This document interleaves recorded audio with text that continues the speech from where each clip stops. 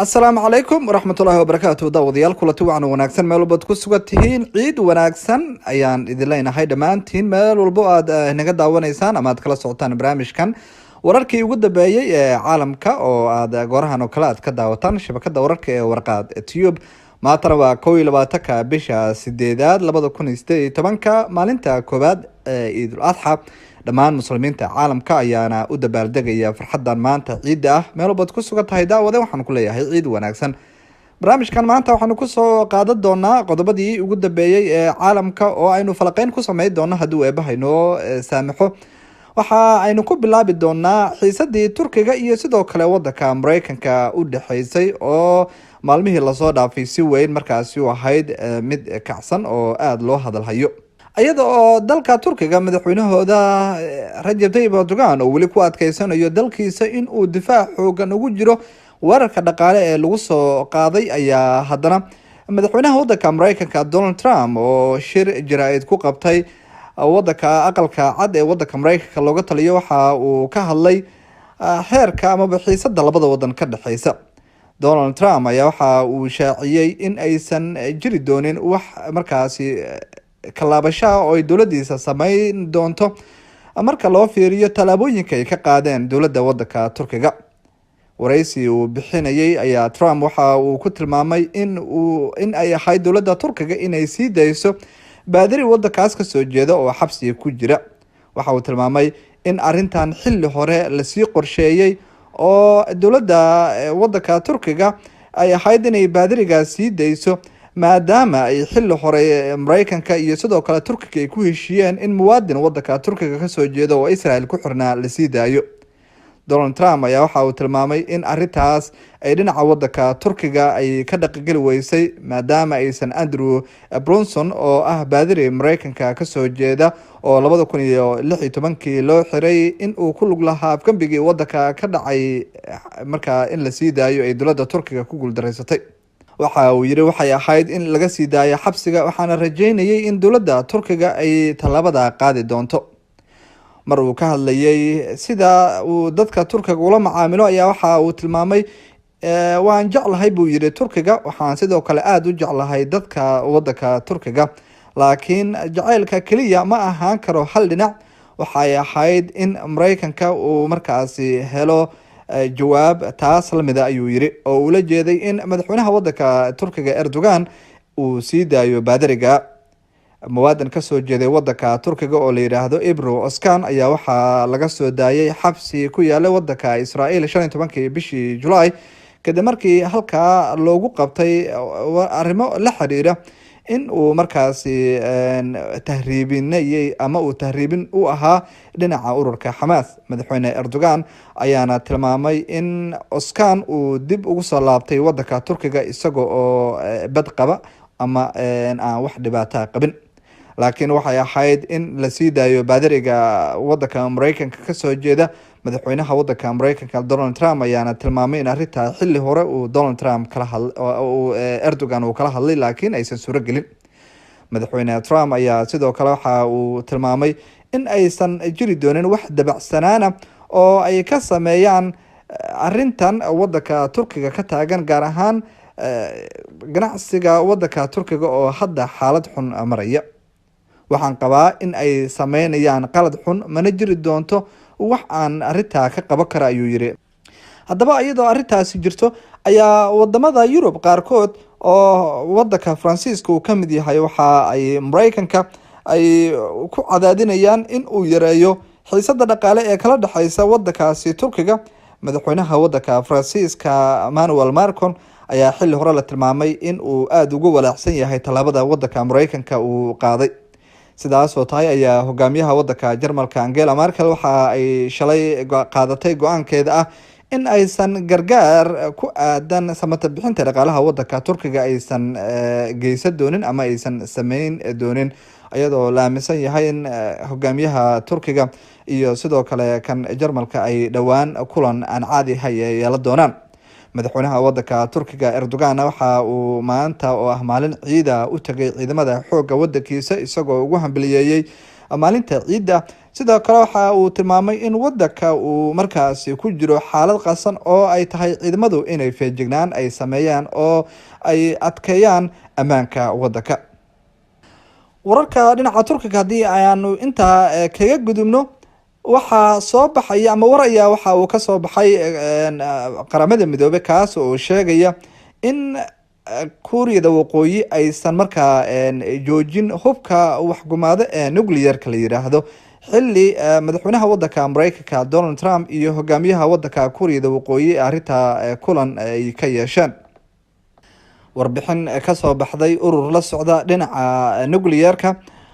magacooda loo soo gaabiyo IAEA ayaa waxa uu sheegay in aysan jirin wax horumar oo laga sameeyay in la joojiyo hubka nuclear-ka ee wadankaasi Kuuriyada Waqooyi. waxay tilmaameen saraakiisha in Kuuriyada Waqooyi ay weli sii wado horumarinta hubka waxkumaada ee la yiraahdo DPRK oo dhinaca nuclear-ka ka tirsan oo ay dowladda Kuuriyada Waqooyi horumarin ku sameyso. waxaa sidoo kale ay qaramada midoobay tilmaameen in ay markaa sawiro la soo qaaday ay muujinayaan in Kuuriyada Waqooyi weli dadaalka ay wado. sidaas oo tahay ayaa madaxweynaha wadanka Mareykanka Donald Trump oo saxaafadda kula hadlayay magaalada Washington waxa uu sheegay in lama filaan ay tahay ama in ay suuragal tahay in uu kulan la yeesho hogaamiyaha Kuuriyada Waqooyi mar kale oo ay kulan yeeshaan.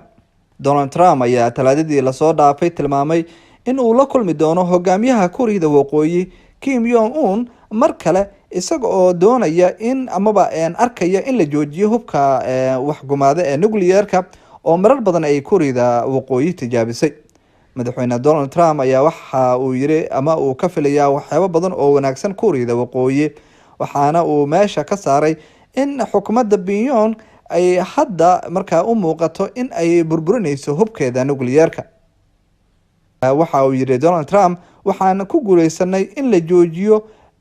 tijaabintii nuclear-ka ee Kuuriyada Waqooyi iyo in sidoo kale la joojiyo gataaladii ay tijaabin jireen Kuuriyada Waqooyi. Japan buu yiri arintaas way farxad gelinaysaa laakiin maxaa dhici doona yaa og buu yiri waxaan doonaynaa arintaa inaan aragno. madaxweynaha wadanka Mareykanka Donald Trump ayaa sidoo kale waxa uu bogaadiyay ama uu sheegay in uu wanaagsan yahay xiriirka uu la leeyahay hogaamiyaha Kuuriyada Waqooyi. mar la weydiiyay hadii ay suuragal tahay in labada hogaamiye ay kulan yeeshaan ayaa waxa uu tilmaamay in ay suuragal tahay laakiin uusan markaasi wax faahfaahin uusan ka bixi doonin. waxaa jira warar sheegaya in suurtagal ay tahay in hogaamiyaha Kuuriyada Waqooyi iyo kan wadanka Mareykanka ay ku kulmaan kulanka golaha ammaanka ee qaramada midoobay ee ka dhici doona magaalada New York ee wadanka Mareykanka. Trump iyo sidoo kale Kim ayaa kulan aan caadi ahayn waxa ay ku yeesheen wadanka Singapore June 12keedii intii kulanka lagu guda jirana hogaamiyaasha labada wadan ayaa saxay heshiisyo ay ku jiraan in la burburiyo sameynta ay Kuuriyada Waqooyi sameysanaysay hubka waxgumaada ee nuclear-ka. dhinaca kalena hadii aynu wararka kale ku sii socono wadamada qaar ayaa waxa ay dadaal xoogan ugu jiraan in ay horumariyaan hubkooda dhinaca amaba awoodooda dhinaca militariga halka wadamada kalena ay gaanshabuursi sameysanayaan. militariga amaba xogaga militariga ee wadanka Ruushka ayaa waxa ay markaa diyaar u yihiin in ay militariga wadanka Ruushka ayaa waxa la sheegay inay diyaar u yihiin in ay la tartamaan oo ay rondo wada sameeyaan militariga wadanka China. in ka badan 100,000 oo ciidamo ah iyo sidoo kale kumanaan taangiyo diyaaradaha dagaalka ah iyo maraakiibta ayaa waxaa la tilmaamayaa in ay rondo la sameyn doonaan xogaga wadanka China. waxaana arintan ay ka dhici doontaa bariga deegaanka Siberia waxaana arintan ay ciidamada ay isku dhaafsan doonaan rondooyin military iyo sidoo kale in ay ciidamada ay istusaan awoodaha ay kala leeyihiin. wasiirka difaaca ee wadanka Ruushka ninka la yiraahdo Sergey Shoigu ayaa waxa uu tilmaamay in militariga wadankooda ay hadda diyaar ugu yihiin in ay markaa sameeyaan roodada noocaas oo kale ah. tan waxa ay noqonaysaa tii ugu horeysay ee ciidamo iska soo horjeeda ay sameeyaan, waana markii ugu horeysay tan iyo dagaalkii qaboobaa ee adduunka ka dhacay ciidamo intaa la eg ay markaa roondo wada sameeyaan. waxaa intaa roondadaas lagu guda jiro la filayaa in la arko wax ka badan 150 ciidamo ah, ilaa iyo 1500 oo taagiye ah, 120 diyaaradaha dagaalka, ilaa iyo 100 maraakiibta dagaalka, kuwaas oo ka qayb qaadanaya in ay markaa sameeyaan roondadaas amaba tijaabada military. dhinaca kalena wadanka ruushka ayaa waxa uu ogolaaday in ay ka iibiso wadanka India ilaa iyo 5 gataal oo ah gataalada dhinaca hawada, kaas ama kuwaas oo qiimo ahaan gaari doona ilaa iyo 6.5 bilyan oo dollarka Mareykanka ah. haddii wadan walba oo caalamka gaar ahaan wadamada dhinaca awoodda militariga isugu faana uu ka cabsanayo in uu dhibaato la kulmo haddii uu dhaco dagaalka saddexaad ee adduunka, ayaa wadanka Hindiya waxa uu korinayaa awoodiisa ciidan. heshiiska ganacsi ee India ayaa waxa ay sidoo kale ku iibsan doontaa nidaamka gataalaha S-400 ee rusheeyaha oo wadanka Ruushka ay asal ahaan leeyihiin, waxaana India ay awooddaas ku xoojin doontaa dhinaca militarigeeda. jiilka soo socda ayaa waxa ay markaa India ay rabaan in ay waxyaabaha iibsanayaan ama hubka ay ka iibsanayaan Ruushka ay ku bartilmaameysanayaan in ay ku burburi karaan laga bilaabo ilaa iyo 248 mayl ilaa 400 oo u dhigata 400 oo kilomitir, sida ay warbaahinta dalka Ruushka ay sheegayso. saraakiisha markaa Hindiya waxa ay sidoo kale doonayaan gantaalada blastikada ah iyo diyaaradaha aan duuliyaha lahayn ee ay sameeyaan wadanka Shiinaha si ay markaa dhinacooda awoodda ciidan ugu markaa dardar geliyaan. madaxa difaaca ee Moscow ayaa rajeynaya inay xaqiijiyaan heshiiska bisha October markaas oo Ruushka iyo Hindiya ay kulamo labada dhinac ah ay wada qaadan doonaan. Dmitry Shogev oo ah kormeeraha hubka ee Ruushka ayaa yiri, nidaamka S-400 waxaan horay u diyaarinay wax waliba oo aan ka sixanay qadaraaskiisa. dhammaan dhinacyada farsamooyinka iyo kuwa ganacsiga waa ay isku raaceen, waxaana malaynayaa in aan sida ugu dhaqsiyaha badan heshiiska ku dhameyn doono. heshiiskan amaba xilliga suuragalka ay hubkan heli doonaan wadanka India ayaa la qiyaasay inay gaarsiiso tahay ilaa 2020. wadanka Ruushka ayaana la tilmaamayaa in qiimo yar uu ka siiyay wadanka Hindiya hubkan iyo awoodan military, maadaama ay mustaqbalka doonayaan inay gaashaanbuursi ay noqdaan ama isbahaysi isku dhinac ay noqdaan. dhinaca kalena Ruushka iyo sidoo kale wadanka Mareykanka ayaa waxa ay diyaarinayaan weeraro cusub oo ay ka geystaan wadanka Syria, laakiin markan China wax gacan kama geysan doonto howlgalka. Ruushka iyo sidoo kale wadanka Mareykanka ayaa la tilmaamayaa inay dardar gelin doonaan dagaalada iyo weerarada ay ka geysanayaan wadanka Syria si ay ula dagaalamaan kooxaha mitidiinta ah. waxaase dagaalkaas oo socday muddo ka badan 5 sano uu galayaa weji cusub. si kastaba howlgalkan ayaa waxa uu dhici doonaa iyada oo aysan awoodda dhinaca Asia ka soo jeeda China aysan ka qayb qaadanaynin howlgalkan ciidamada badan iyo dadaalka lagu gelinayo ee wadanka Syria. sargaalka u qaabilsan China wadanka Syria ayaa waxa uu tilmaamay in ay been abuur yihiin wararka qaar ka mid ah saxaafadda Carabta ay baahiyeen, kuwaas oo ah in ay ka qayb yihiin ciidamada wadanka China dagaalka ka socda Syria, waxaana uu tilmaamay in arrinta ay tahay sawir qaldan oo markaa laga bixiyay siyaasadda wadanka China. waxa uu sidoo kale tilmaamay in China kaliya aysan u arkin in arrin military lagu xaliyo xaaladda Syria, laakiin ay tahay in wax walba lagu xaliyo qaab wada hadala. wasiirka arrimaha dibadda ee wadanka China ayaa sidoo kale waxa uu horay u sheegay in ay soo dhaweynayaan wax walba oo lagula dagaalamayo kooxaha argagixisada, laakiin aysan suuragal ahayn in wadanka China ay awood military u adeegsadaan arrimaha.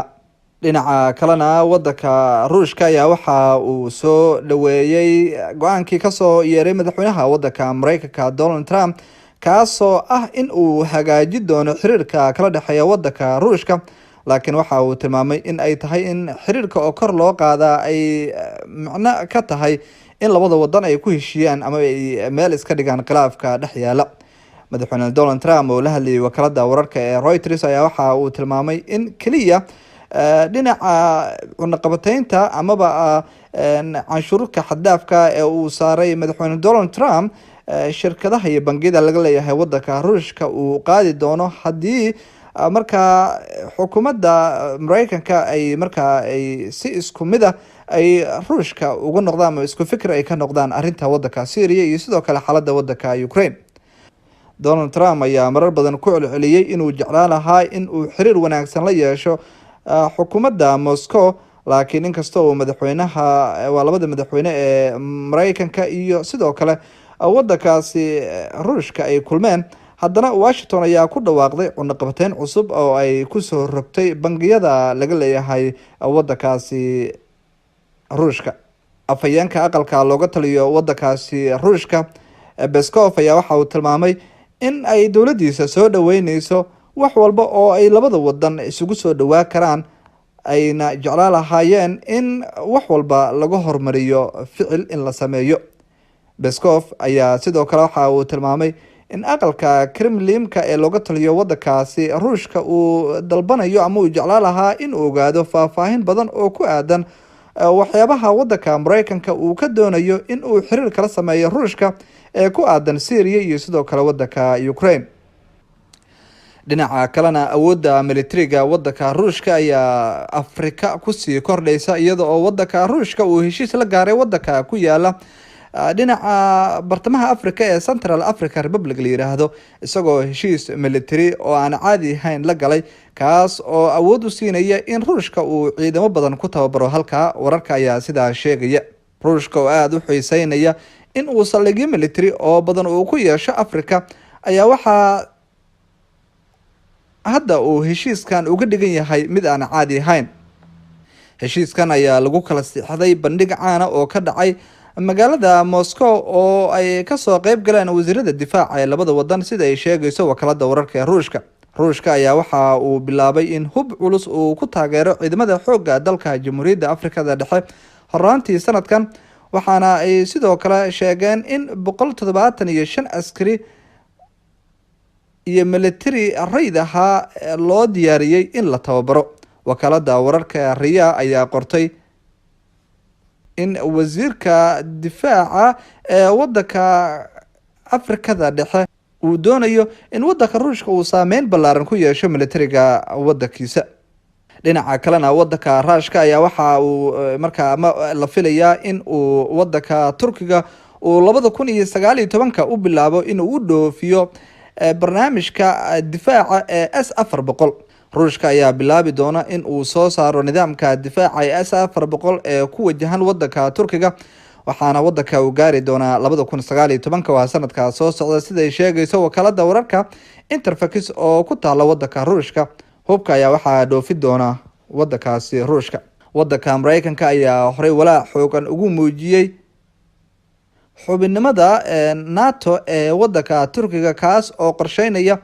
in wadanka Ruushka uu ka helo barnaamijkan difaaca ee S-400, kaas oo khatar gelinaya buu la yiri ammaanka qaranka wadanka Mareykanka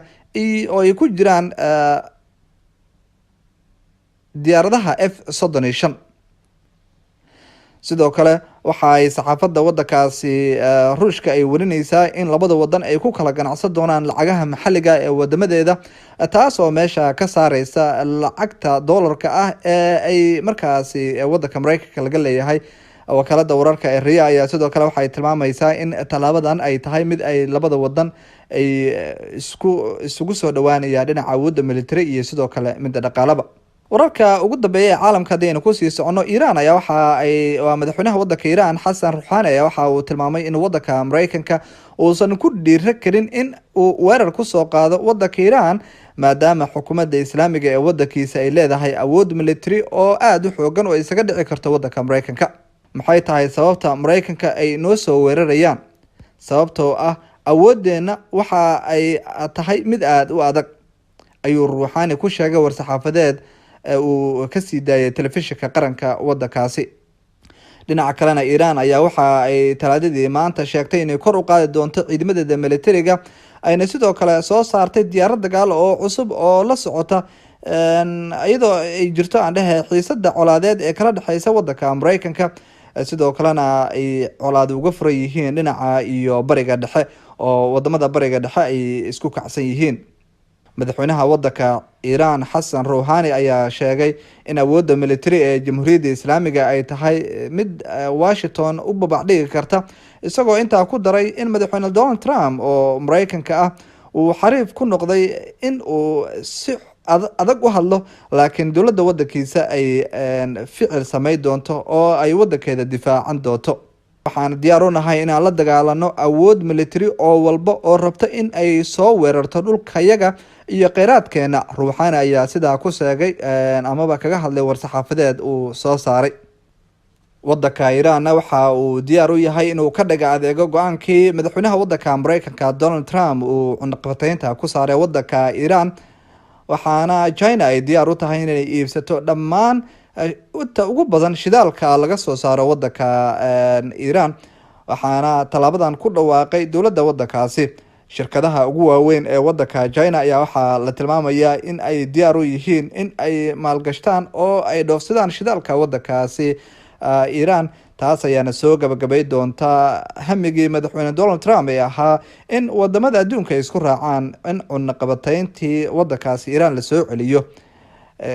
waxaa ku kici doona baa la yiri shirkadaha China ee dhinaca iibsan doona shidaalka wadankaasi lacag ka badan 1.5 bilyan oo dollarka wadanka Mareykanka bishii. intaas ayaan daawadayaal kusoo gabagabaynayaa maanta barnaamijkii oo aan qodobo dhowr kusoo qaadanay kan lamid ah barnaamijka lamid intaan ku kulmi doono. waxaan diiga tagayaa sida nabadgelyo. Assalaamu calaykum waraxmatullaahi wabarakaatu.